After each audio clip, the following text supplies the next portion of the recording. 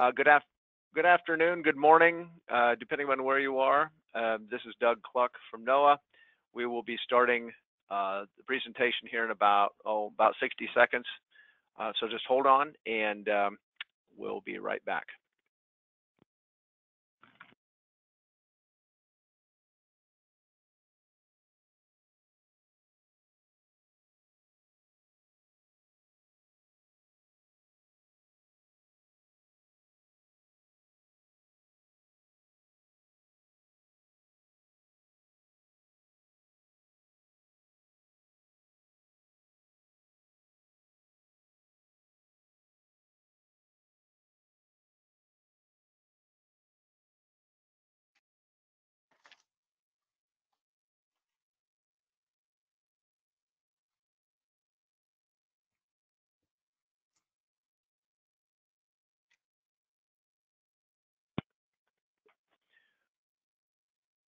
All right, let's go ahead and get started. Looks like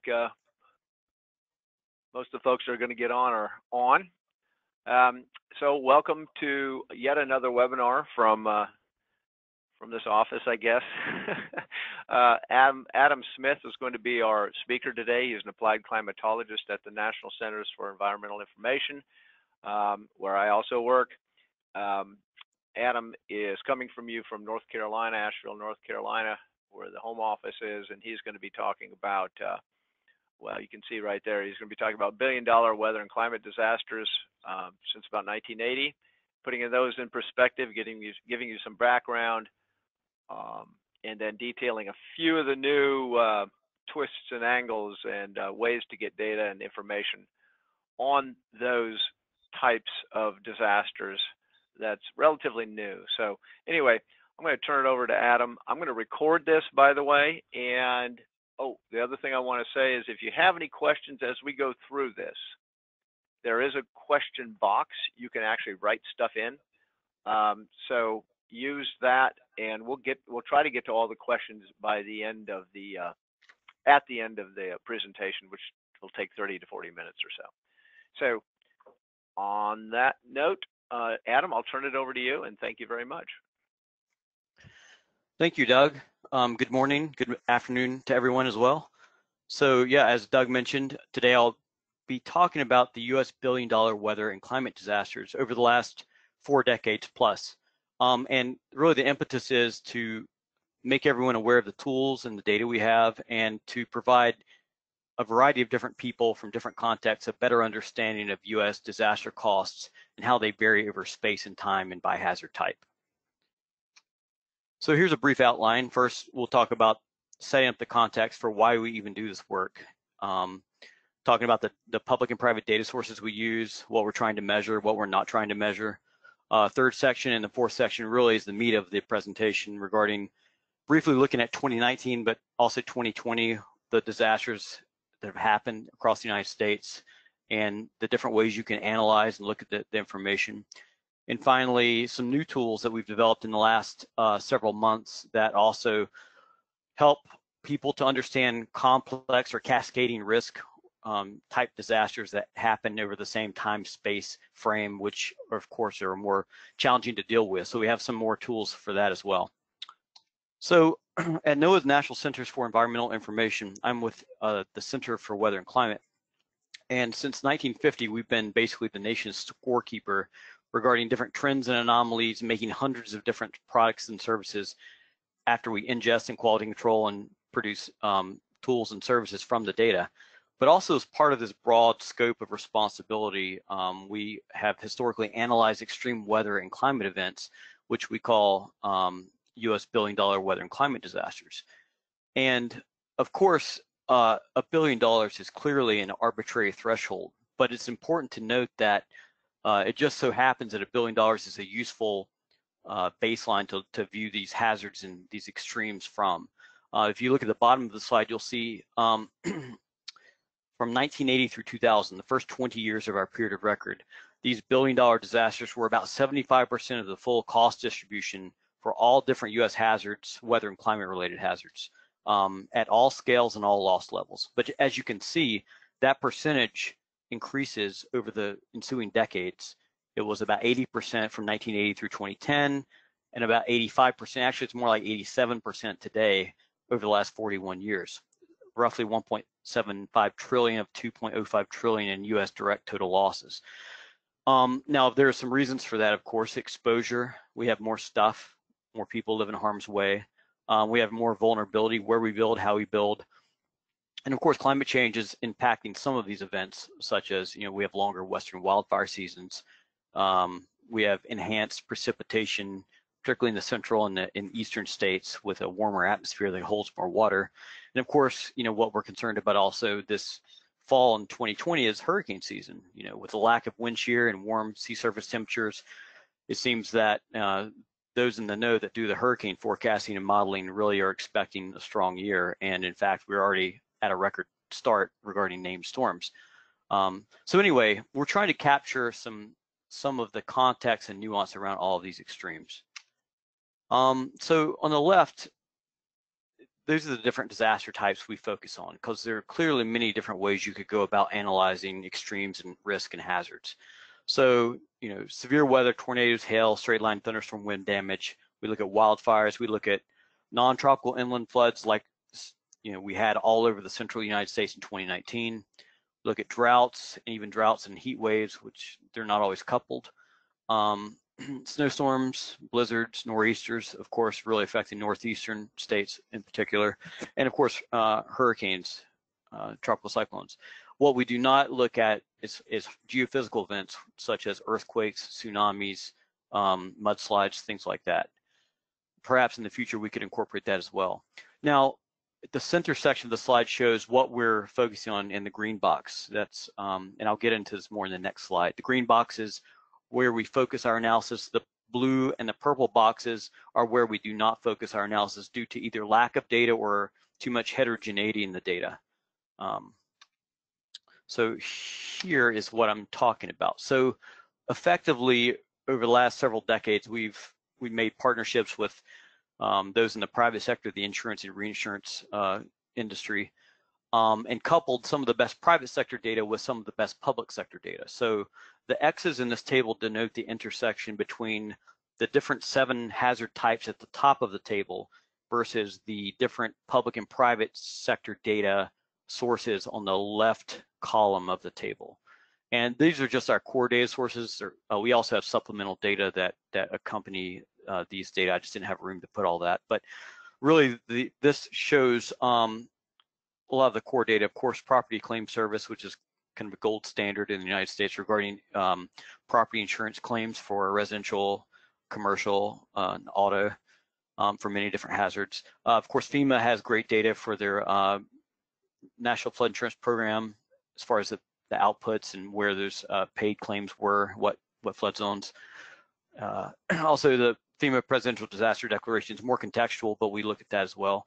USDA has excellent data, was a risk management agency. A lot of crop insurance data for really so many hazards and so many different crop types is just an excellent resource.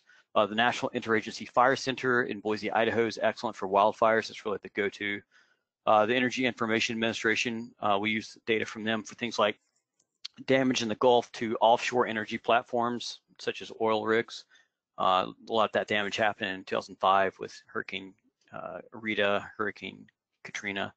U.S. Army Corps of Engineers for infrastructure, like levees. Of course, those are just, I guess, the government or the very large infrastructure. I know a lot of that's private data we also have to look for, but U.S. Army Corps is useful. And lastly, state agencies, very, very useful context in the ex-post reporting they do after events. And we couple all this information. So with all this information, we're effectively trying to account for total direct losses. So that would be the insured and uninsured losses for assets, including the damage to residential, commercial, and government buildings, the contents of those buildings, time element losses such as business interruption, even loss of living quarters that has a cost when people are out of their homes for flood damage, for instance. Damage to vehicles, boats, again, offshore energy platforms. Public infrastructure is important. A lot of damage to roads, bridges, ports, buildings, and agricultural assets such as a lot of the major crops, livestock, and commercial timber. But equally important is to note what we do not account for, which would be losses to natural capital, healthcare related costs, that could be mental or physical related costs, and not all downstream indirect costs. And by that I mean supply chain costs, the contingent business interruption costs, which are really, the data is not there for that. But so effectively we're creating a conservative baseline of losses. We know it exceeds this much at least, but it's what the data allows us to measure. So getting into some of the products and services. So this is really more of a kind of a PR map. It's just useful to see where the epicenter for different hazards were over the preceding year. So quickly, I wanted to show you 2019's map. As you remember, 2019 was quite a busy year with 14 separate billion-dollar disaster events. Those included 8 severe storm events. That would be tornado, hail, and damaging thunderstorm winds. We had, of course, 3 major inland flood events in the Missouri, Arkansas, and Mississippi River basins, which was really the story of last year. 2 tropical cyclones. We had Dorian and Imelda, and also wildfire impacts across California and Alaska. And briefly, I've mentioned that, of course, 2019, we still remember the historically persistent and destructive flooding across so many different states. The combined cost for those 3 separate inland flood disasters was about $20 billion. About 3/4 of that, I believe, was agricultural focused losses. And you can see 45%, these floods constituted 45% of the total losses that the United States had from these disasters last year. So here's a map we just produced yesterday, where our second quarter update came out yesterday. And so far this year, it's a bit of a surprise. We've had 10 severe storm events around mostly the central and southeastern states, but really impacts happened from the Great Lakes all the way to the Gulf of Mexico, including pretty much all states along the East Coast, maybe with the exception of the far, far north part of New England. So we had 3 tornado-focused events. We can remember, the devastating tornadoes across the Nashville Metroplex, March 2nd through 4th. The tornadoes that also happened, the very long track supercells and the tornadoes produced thereof around Easter in Mississippi and the Deep South. Those were very devastating. But we also had just some more typical synoptic setups where we had hail, tornado, and straight line thunderstorm wind damage. Or we had several events such as in South Texas on May 27th, which is primarily a hail event across, I believe it was San Antonio and several other moderate-sized cities in Texas. But of course, a moderate-sized city in Texas is a big city in a lot of places. But so to date, these 10 severe storm events have constituted about $18 billion in damage. But I think everyone's eye is, of course, on the fall part of the year, where we're expecting an active or even hyperactive hurricane season, Atlantic and Gulf hurricane season, and also a Western wildfire season. What we do not want, we can hope against, is that 2020 is like 2017 or even 2018, in which the United States experienced both historically destructive and historically costly hurricane and wildfire seasons. So given that COVID-19 is still roiling everyday life, we definitely do not want another 2017 or 2018 this fall. So here is another chart we developed. This is a time series effectively showing from 1980 through 2020 each year. The bars represent the count, the frequency of these billion-dollar disaster events, and they're color-coded by type, which you see at the top above.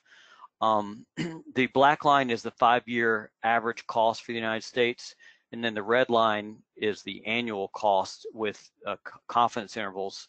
We use Monte Carlo simulations to model confidence intervals around these disaster costs. So you can see basically the uncertainty in the around the red line for the costs. So of course, what stands out from here are 2005, the hurricane season with Rita, Wilma, Katrina, and then 2017, in which we had damages exceeding $300 billion from Harvey, Irma, Maria, but also the catastrophic Western wildfire season that year. Another two things I'd like to point out on this chart, actually three things. First, the black line, as you see, is for the first time it's risen above 100 billion per year on average as far as annual costs. It's 106.3 billion over each of the last 5 years. Also, you'll see over the last 6 years, we've had at least 10 of these billion-dollar disaster events for each of the years. And given the growth in exposure, the growth in vulnerability, and some of the effects of climate change on extremes, I would be surprised if this trend, as far as the frequency of the billion-dollar disasters, goes down anytime soon, and it should just only increase, really.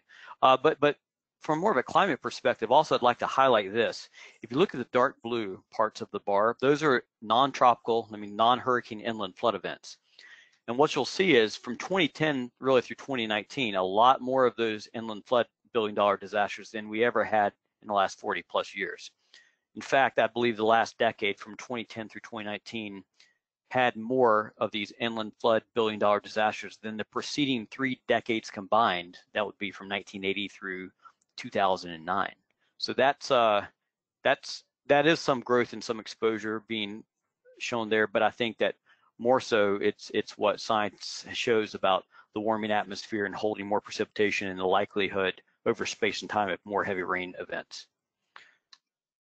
Here's another chart. This is just a different slice of the data. This is just showing each line is each year from January through December and kind of a cumulative frequency of events. So this was the one from last year, and I'll show you this year's in the next slide. But you see the red line is 2019. So it was well above average. It was 14 events in 2019. And the black line is the inflation adjusted cost average for the last 41 years. And all of the information you're seeing today, apples to apples, is CPI inflation adjusted.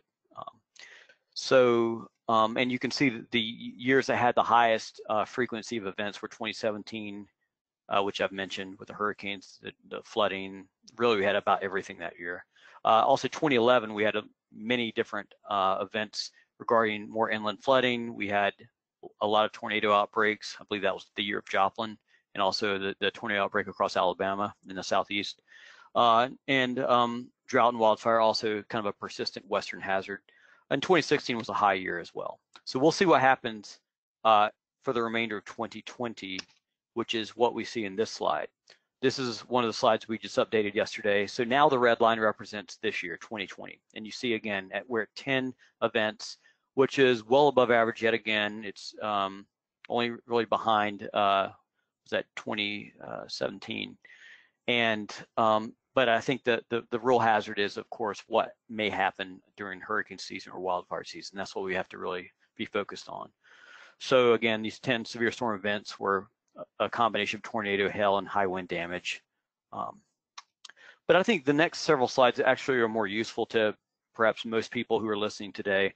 This is the same setup, except for rather the event frequency, we're looking at the event costs each year over the last 41 years, and it's an aggregate. So this was 1980 to 2019. I want to show you that one first. The red line was 2019. You see it started off above average, the black line being the average. But because we didn't really have any catastrophic hurricanes or a really substantial wildfire season last year in California, unlike 2017, 2018, it was just a bit of an above average year. We had 45 billion in damages in 2019. The 40-year inflation adjusted average is 43.9. But you can see the distribution is really between about 10 and 50 billion.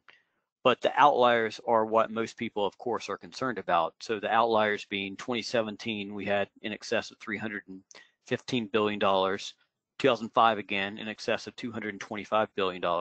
In 2012, you remember that was Hurricane Sandy, and also the historic massive U.S. drought, which I believe affected about 2/3 of the country. So those, among many other events, in excess of $130 billion that year. So it's really these outliers above the cost distribution is what I think, it's what you want to better understand in space and time for your region.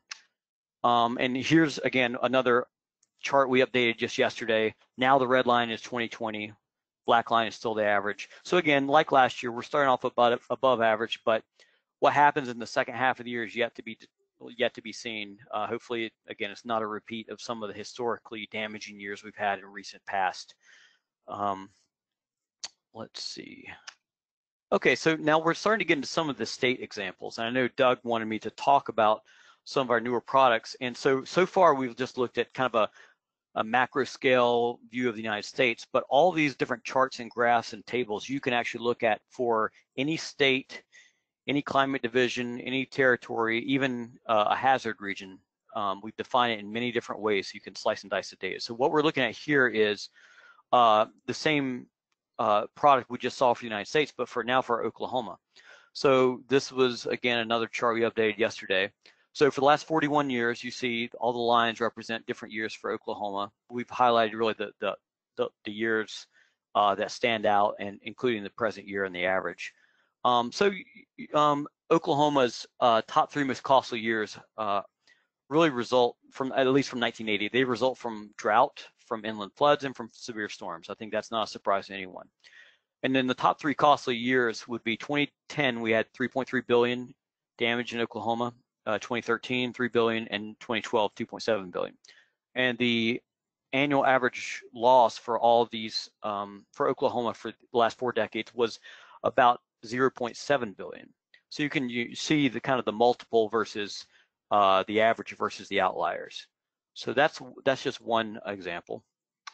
Here's another example. This is also Oklahoma. This is the time series I showed you several slides back. And so this is just another slice of data over the last 41 years where you can see the bars are the frequency, the count of these billion-dollar disasters color-coded by type. And then the black line is this, for Oklahoma, it's 5-year rolling cost average from these events. And then the red line is kind of the annual cost. And the reason it's a bit broad is because we're still trying to find a way to better highlight this information without getting too close to the data, because a lot of proprietary private sector data helps inform some of this, so we have to be careful with that data. So, but again, the red spiky lines show the annual cost range, and you can actually get a little bit closer to the data in some of these other examples I'll show you. But what you'll notice from this chart are that, yes, in recent years, Oklahoma's had a combination of drought impacts, but also inland flood events, and of course the annual persistent severe storm impacts from tornado, hail, and high wind damage. So for the last section, it's really the meat of the presentation. I'd like to first, I'm going to step back out to the United States once more, and then we'll come back to some state examples. So for the last 40 plus years, since 1980, we have analyzed 273 separate events that have cost at least $1 billion in damage. And one caveat I need to note is that every spring during our first quarter update, we actually go through the full period of record and introduced prior events throughout often they're very early in the 80s and the 90s, that at the time were not $1 billion in damage based on our methodology, but now due to the rising cost of inflation are now $1 billion disasters. So we consistently every year incorporate all of those events as well to make the distribution as sound as we can do. And in the future we will actually, we're working on it now, working on some exposure and some vulnerability functions to incorporate as well. So what I'd like to highlight from this table are a few things which I have circled. The cumulative cost, as I mentioned, of the $273 billion disasters exceeds 1.75 trillion. It's almost 1.8 trillion. And what doesn't surprise people is that tropical cyclones, which are of course hurricanes, constitute the largest share of these losses. You see a circled at the bottom, $954 billion of losses from 45 separate hurricane type events. And the cost per event is also the largest at $21.2 billion per event. But that does not surprise people. But what does surprise people is the cost of drought. You see drought, it's circled at the top, is about $250 billion at $252 billion. And the average cost per drought event is about $9.4 billion, which is only second again to hurricanes. Now there is a spatial bias there because the droughts we analyze often are pretty large in space and time. It's a single event for a year. But still, I think drought is an underestimated hazard. And lastly, severe storms, again, doesn't surprise people that that's the highest frequency of. We've had 125 of those severe storm billion-dollar disasters since 1980. So here's one more cost slice, and I think it's useful because it takes that same information and slices it into the different decades. So from the 1980s and 90s, the 2000s, and the 2010s, you'll see how we have, again, the number of billion-dollar disasters has rapidly increased. And again, a lot of it has to do with exposure, also vulnerability, how we build, why we build, lack of building codes, et cetera. And climate's playing a role too in a lot of these extremes. But it did surprise me when I was writing this report over Christmas last year about the jump between the decade of the 2000s and the decade of the 2010s. Basically, at the time, we had more than twice the number of billion-dollar disasters that the United States experienced in the 2010s than we did in the 2000s. And you can see this, it's almost like a step function jump between the decades there. And so that's a bit surprising. And also the associated costs. We had over $800 billion in damage from these 119 disasters during the 2010s. And sadly, we also had the highest fatality count. Granted, a large chunk of that fatality count in the 2010s was due to Hurricane Maria. We used the Puerto Rican government's officially accepted number of 2,975 direct and indirect deaths with mortality on that one. But I know that there was some other studies that even had higher numbers than that. Lastly, I'd like to point out at the bottom of the chart, the last 5 years, the number of disasters and also the annual average in parentheses, 13.8, and in the last 3 years, 14.7. Again, all of these metrics are increasing as we move forward in time. And as I noted at the bottom, there are many different reasons for this. So here's another interesting set of maps. This shows of the 273 different billion-dollar disasters, what does the spatial footprint look like over time? When you add up all these events over the 40 years, what parts of the United States experience most of these hazards? Well, drought, you see, is fairly ubiquitous, except for maybe, again, the far northern reaches of New England. But really, a lot of drought impact in the key agriculture states, which would then, of course, produce high costs and crop losses and livestock losses. Winter storms, pretty much east of the Rockies, really focused along New York, Massachusetts, Pennsylvania, New Jersey. A lot of the impacts from nor'easter events, because it's not just snow and ice, you've got wind, you've got surge, you've got really impactful event. And I think, and not to mention you have a lot of assets at risk right along the coast. So that's why the winter storms map is a bit surprising to see so focused on in the Northeast and not in the West. It's for those reasons. Top right, tropical cyclones, really anywhere from Texas to New England, even inland. As a tropical cyclone is becoming extratropical and it's raining itself out, we track that damage as well. It can go well inland and create flood impacts. And of course, impacts to Hawaii and Puerto Rico and the U.S. Virgin Islands. We've got that as well. Bottom left, inland flooding. I think this is an interesting map because it really shows how, again, much of the country is exposed to billion-dollar inland flood events from extreme heavy precipitation or urban flooding. It doesn't have to be just river basin flooding. It could be the urban flooding like what's happened in Houston several times. But I think what's interesting is perhaps, you go from the tributary to the major rivers and then how it dumps out into the Gulf of Mexico. And you just see the kind of an accumulated impact as far as these events as it dumps out through the Mississippi into the Gulf, through Louisiana. So that's an interesting map. Bottom central map is wildfires. Again, west of the Rockies, we have most of the wildfire impacts, including Alaska, but also the Southeast has had its share of notable wildfires. I believe Tennessee had a pretty catastrophic wildfire several years ago in eastern Tennessee. And last map would be the severe local storms. Again, that's fairly ubiquitous, except for perhaps the Pacific Northwest doesn't really get they don't have the same setup. to produce the really damaging events that we do in the Central Plains states in the Southeast and the South. But you can almost pick out the different tornado alleys from this map to showing which states are really at risk. But if you put all these maps together, you get this map, and it really shows that indeed the Deep South and the Southeast and the eastern states are where the cumulative risk is highest. Also, you see this menu. This menu shows how we have different metrics that you could slice the data and look and map out the data with, not just frequency or frequency per year, but also cost per year, cost per event average. Also, you can look at it through socioeconomic lenses, such as the cost per million residents at a state level, or the cost as a percentage of a state's economic output, like the gross state product. And I'll show you some maps on that. So again, the South, Central, and the Southeast regions experience the highest frequency of billion-dollar disasters, and a lot of it has to do with geography. You know, they really experience all the different 7 hazards we focus on, whereas the West is really more drought, wildfire, some flood impacts. They don't get the severe storms as much, or the winter storms quite as severely. Okay, but this map I think is perhaps more useful. It's showing the cumulative cost of all of these different disasters.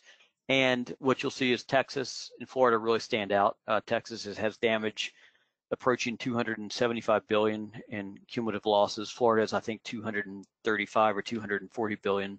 The difference between the two is Texas, again, has about all of these different hazards, whereas Florida is primarily, you know, of course, hurricanes do the vast majority of the damage there in Florida, but also it has some severe storm impact, but really not as much as Texas or some of the other states as far as the diversity of the hazards. Also, I failed to mention that every state in the United States has experienced a billion-dollar disaster. Hawaii has the fewest. It only has one, which was Hurricane Aniki back in 1992. But every state has experienced these hazards.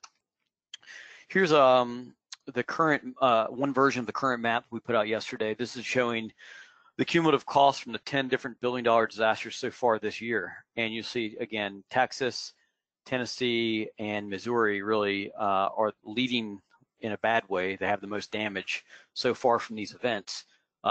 Texas, a lot of that damage is from hailstorms and some tornado impacts. And then Tennessee, of course, is tornado impacts.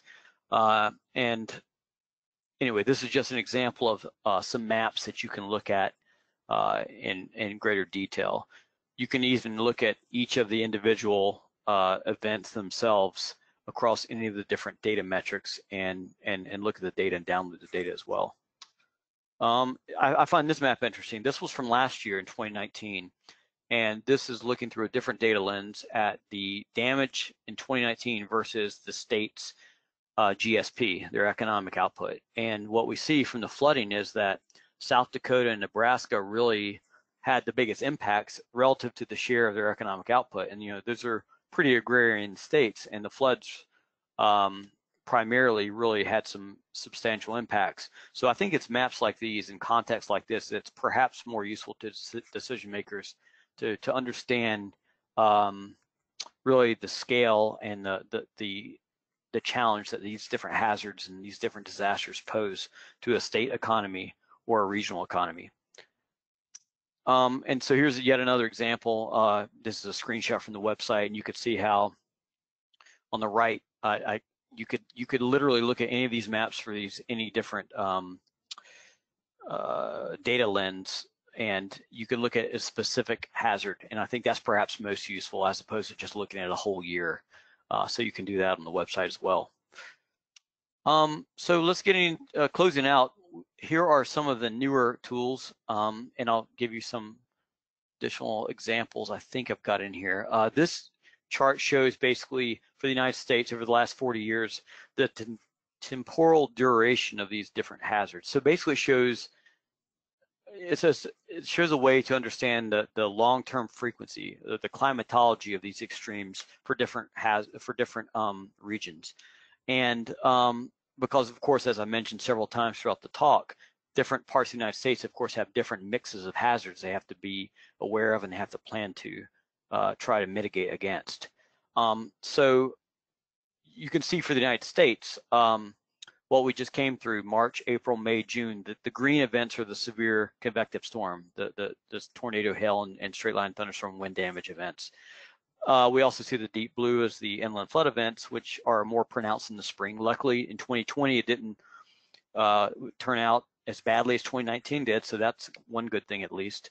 You see drought is brown. Those are the events at the bottom. Again, those could, they can be year-long droughts, like what we saw in California from 2013 through 2016, I believe. So, and the purple events, of course, the winter storm events are primarily December through March. And the wildfire events are orange. Those really start to escalate in June through November. And then finally, the yellow events would be the tropical cyclones, the hurricane events. And as you'd expect, hurricane season, you can see it clear as day in August, September, and October. But this is just the United States. You could also look at this for an individual state, for climate region, climate division, for a hazard region, for a territory. So here's an example of, you can just, since I'm not doing a live demonstration, you could see this is the drop down, the different regions, the different hazards, the states. And let's select Florida. So Florida, as you'd expect, has a different distribution than the United States in total. Well, what we see different in Florida is crop freeze events. That's kind of the aqua color. We've had a number of crop freeze events in December, January, and even March. California and Florida in particular are the states that grow a lot of the fruit in the United States that are really susceptible to freeze events in the springtime or even during the winter. But again, Florida is all about hurricanes, and the hurricanes in yellow really stand out there. But also wildfires. People forget about the wildfire impacts in Florida. They're not as devastating as they are in California, but there's still something to be dealt with. And finally, here's another slice of the data we just saw, but in a different format. This basically shows, I think, perhaps even more useful than the last chart, the potential for multiple cascading hazards, which have historically happened, and how these play out from season to season. So again, this is the United States for the 273 events over the last 40 plus years. And you can see, largely due to the high frequency of severe storm events, that March, April, May, and June have a high potential for multiple simultaneous billion-dollar disasters somewhere in the country. But if you were to look at this for your own particular state, that would give you a lot more clarity regarding what the history of the last 41 years has looked like for your state, and then maybe what to think about regarding cumulative cascading events. And finally, at the bottom, I'll note that in the 4th National Climate Assessment, this is a direct quote from the assessment, it says, the physical and socioeconomic impacts of compound extreme events, such as simultaneous heat and drought, wildfires associated with hot and dry conditions, or flooding associated with high precipitation on top of snow or waterlogged ground, can be greater than the sum of its parts. So, and I think that not only on the national level, but the international level, there's a smart focus to start looking at cascading hazards and risks, and how different hazards overlap in space and time, and how that itself has changed over space and time. So I'd encourage you to get on the website and look at a lot of these different tools. I just showed you part of them. There's more than that. But with that, here's the website at the top to look at interactive data charts, mapping, and summaries, ncdc.noaa.gov/billions. I'd also encourage you to see the second link, which is an article we published earlier this year entitled 2010 through 2019, a landmark decade of US billion-dollar weather and climate disasters. And that really gives you a lot more deep context than I even was able to discuss today. And my email address is there at the middle, and some peer-reviewed literature is at the bottom. And with that, I would be happy to take any questions. Thank you. Yeah, thank you. That was excellent. That was sort of the presentation I was hoping you were going to give, because I wanted people to have some understanding of the kind of information that now exists beyond what used to. And if you didn't know that all of this stuff ever existed, There's sort of a treasure trove of information here for you. Let's go right to the questions and comments. Let's see.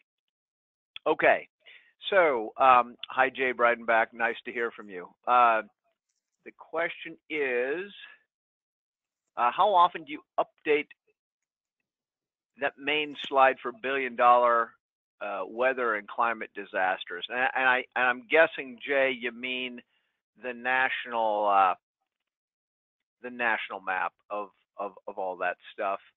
And maybe Adam, even talk about how often you update all of the even state stuff, if you will.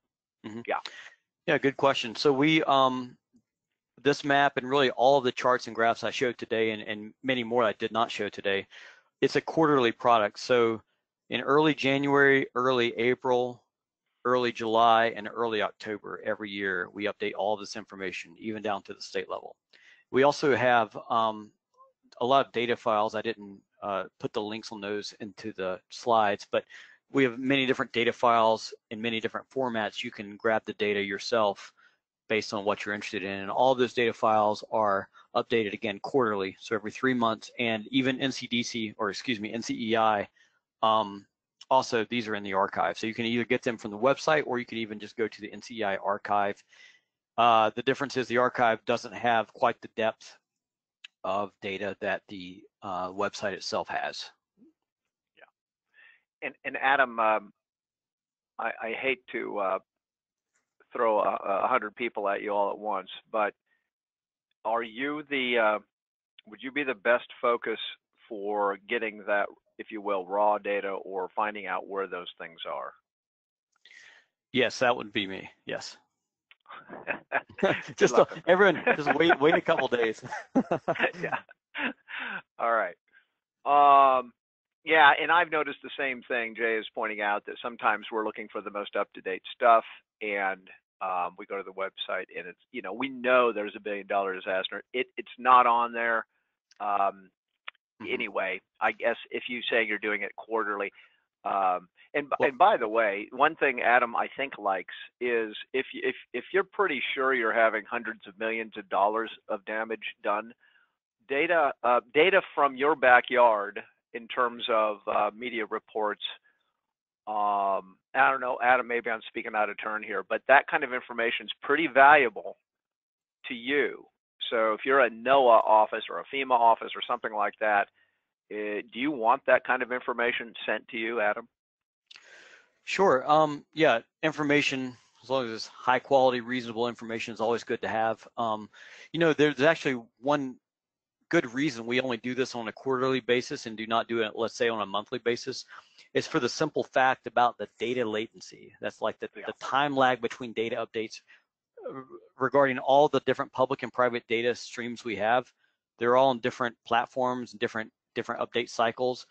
It's a bit like herding cats. So I think the sweet spot we've determined is a quarterly update. So it is true that every quarter, if an event has happened within 2 or 3 weeks of our update, it's almost certainly not going to be on that quarterly update, but we will be likely adding it the following quarter.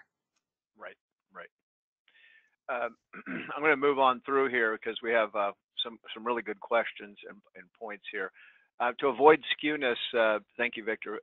To avoid skewness associated with anomalous outliers, would it be worth doing a 30 or 40-year median value for yearly cost figures? Good question. Yeah, well, we could certainly do that. I think in the past, what we've done is we've tried to frame this website and the products and tools in a pretty generic way. And I think what I'm trying to say is the general public, it's not clear to them the difference between an average or a mean and a median. And so, good point. We could add that. It's just a matter of, is it more valuable or does it create more noise to the average user? I don't know. Yeah, probably the user. If the user is sophisticated enough to understand the median, then it would be valuable, right? That's my guess. Right. Moving on, Amy, thank you. Why the big jump in severe storm costs around 2006? Is this inflation adjusted information? is it capturing changes in policy for funding? Not 2006. You'll have to go back to your big chart there. Yeah. Yep. And all the green is showing up after 2006. Yeah. Well, I mean, if you look at 1998, 2003, even in the 80s, there was, to our knowledge, there's no clear policy changes at all. In fact, for severe storms, which are the green events you see in the bars there, those are largely derived from the private sector, the property claim service, which is just reporting from hundreds and hundreds and hundreds of different insurance companies as they aggregate all of their losses up and report to PCS, and then we adopt their numbers, which of course change in time with a latency within months of after the event finishes. But yeah, so the short answer is no, there's no clear policy changes at all. This is all inflation adjusted, yes. If anything, we need to add some additional exposure adjustments, which is would be something we could do and we're looking at. Yeah, and this is just off my cuff. Could it be that there's a more sophistication from the insurance company's point of view, let's say in regards to hail and damage after that point, or something like that? Or I don't think the Weather Service has changed. Maybe they have how they report those kinds of things, but damage is damage. So yeah. Yeah. Well, I think if you look at auto policies and homeowners insurance policies, I think different regions of the country are different, but if you look overall, it's a relatively, it hasn't increased that much as far as the insurance penetration rate, which is the amount of people who have that type of insurance. Basically, if you have a mortgage on your house, you have to have insurance for property. And people have had mortgages forever, so that hasn't changed much. Same thing with cars. If you have a loan for your car, you have to have insurance on it. So, I've thought about that question before, and nothing to date has really come clear about what or if there is anything different there. Yeah. Okay. Okay, and I think we know the answer to this, but is inflation factored in for the decade cost comparisons? And that's when you're doing the yes, that's why it's so surprising. But again, there's a lot of exposure there. So. Oh, right. It is not surprising that states with a larger population are highlighted more frequently, as that's where the cost of infrastructure is, right?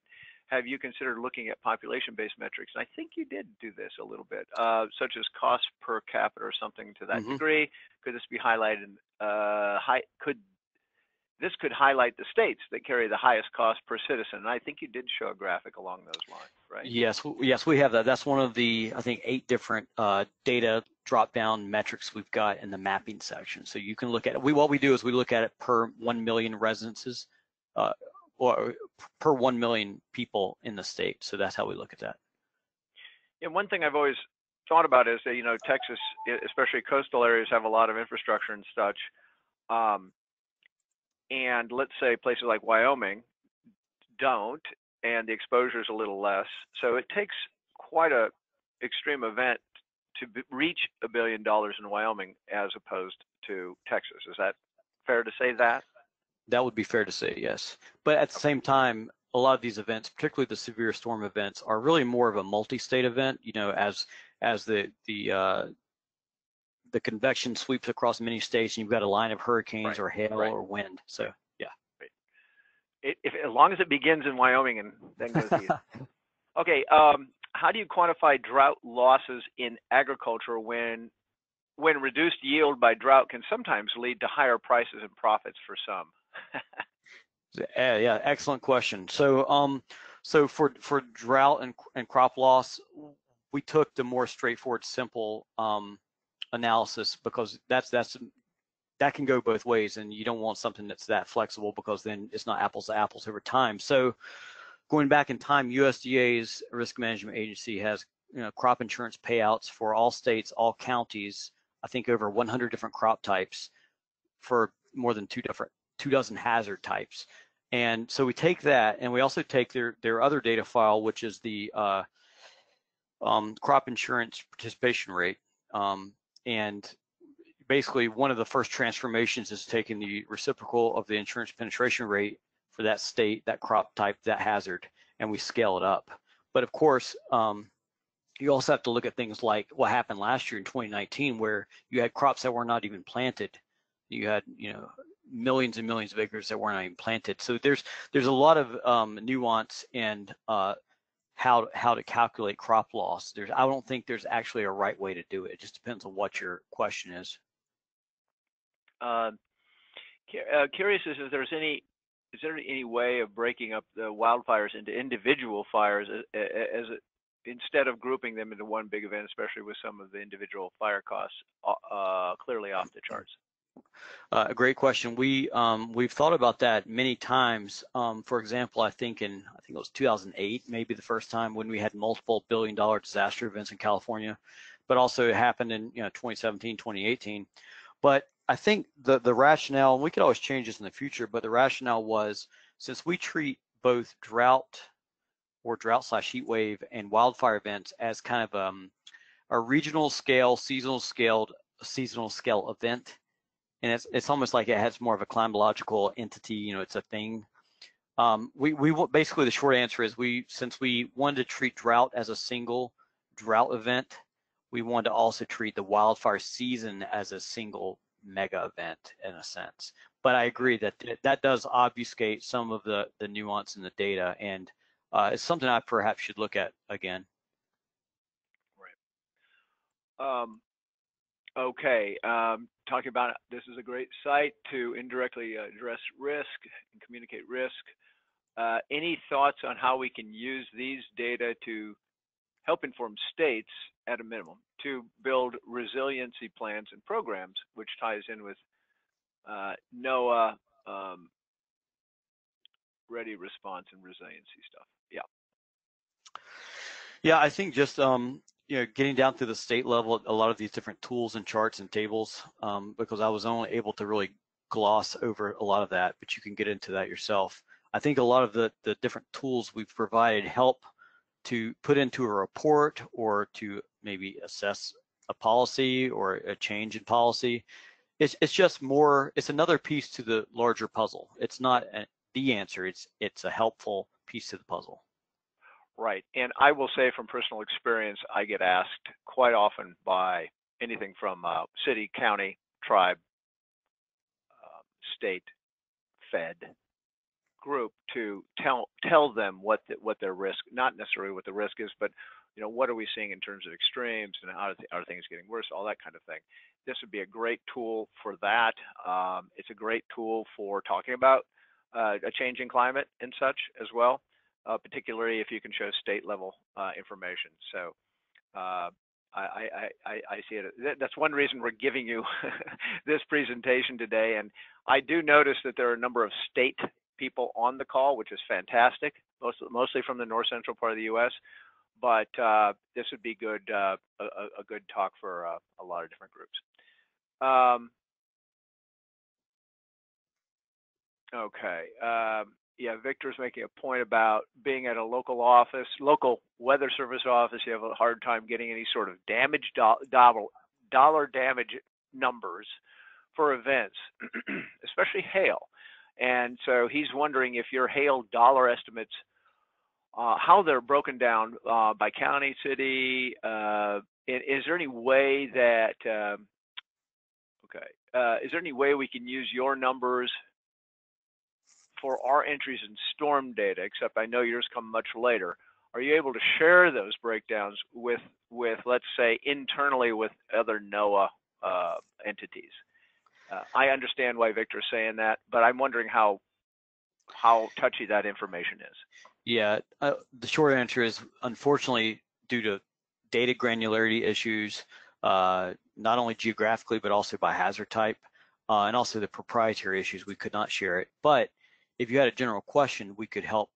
We for an event in a state, we could help with that. But unfortunately, these, for example, the severe convective storm events, when you have damage from hail and high wind and even maybe tornado damage, all that's really combined for that state insured loss for that event. Now, they have recently come out with county level losses, but again, you're going to have the hazards combined, where hail, wind in particular, it'll be hard to differentiate. But maybe now it's at the county level moving forward, it might be a little bit more clearly doable. If you can see that here was a hail shaft that clearly had golf ball size hail, well, that was hail damage. So for now, no, for a number of reasons, but in the future, that's a broader discussion maybe we can have. Yeah, I think that's a good discussion to continue to have, at least internally. We'll see. Are there any, last question I have up at the moment is, are there any interagency working groups you're aware of that collaborate to apply these data and findings to strengthen other federal programs? And I would point to FEMA, for example. I don't know how closely you work with FEMA. I imagine it's relatively close, but and they'd be interested in these types of things. Yeah, I think that yeah, we work with USDA, FEMA, a number of agencies, and it's really more they provide data, we ask questions, they can see the analysis, the output of that. I don't know how much that actually feeds back to them as far as changing anything they may do, right, or how they think about work, but policy. But yeah, it's always there's always more to be done. I think it's communication, and I think thankful to have this time to give this talk today. Communication where it starts and where it ends. So let's have more of where it starts.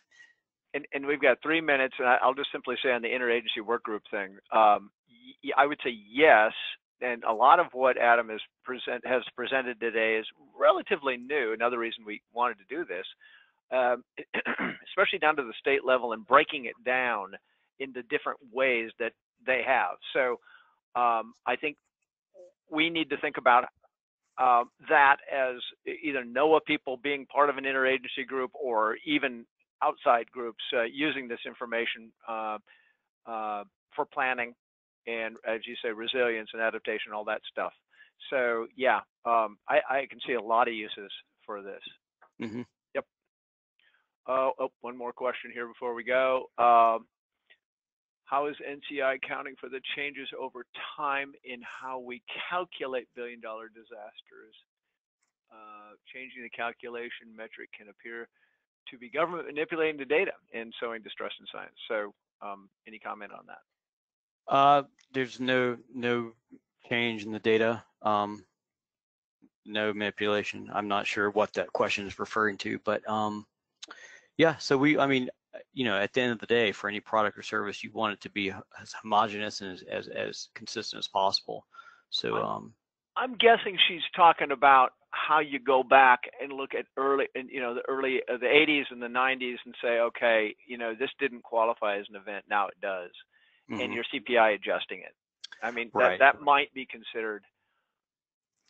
Yeah, it isn't manipulation, but it changes the graph, right? So yeah, people may be suspicious by that. Well, obviously they shouldn't, but that can happen. So we just have to be good explainers, I guess. Right. Okay, and anything else you want to say, Adam? This has really been, I hope, useful to everybody. And if you thought it was, drop me a note and say, hey, these are good or bad or whatever. If there's more information that you need or contacts, feel free to reach out to Adam or me as well. Adam, any last word? No, this is just the start. We continue to try to add more transparency as much as possible, add more data lenses and filters to make the data more useful, make more tools for everyone, because everyone's questions are different and they kind of require a different angle on understanding the data. Thank you for having me. And I'm gonna throw one more question at you. Have you ever thought about using a $500 million ranking or level as or any other level? Have you ever thought about that? Yeah, we have, but I think that again, one of the early slides I started talking about, we're already capturing about 87 to 88% of the cost distribution. Okay, good enough. So good enough. Yeah. All right. Thanks, Adam. Thank you. And at that point, I'm going to sign off. That was a great talk, and hope everybody gained from it. So talk to you all later. Thank you very much. Have a great day.